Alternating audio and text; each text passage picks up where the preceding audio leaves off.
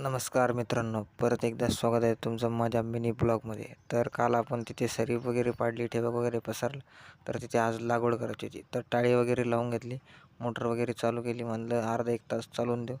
अर्धा एक तासाने घरी गेलो. मग घरून त्या आपल्या शेतात देव आहे, तर देवाला पाण्याने धुवून घेतलं स्वच्छ वगैरे.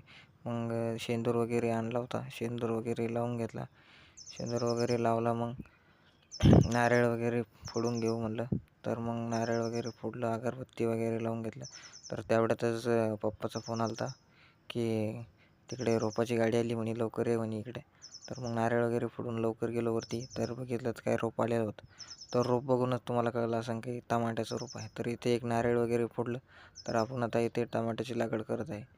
तर पटकन दिवशी लागवड वगैरे चालू केली. तर हे बघा, आता अर्धी लागवड झाली. तर आता पूर्ण लागवड झाली. पाणी 15-20 मिनटं चालू केलं. तर चला भेटूया आपण पुढच्या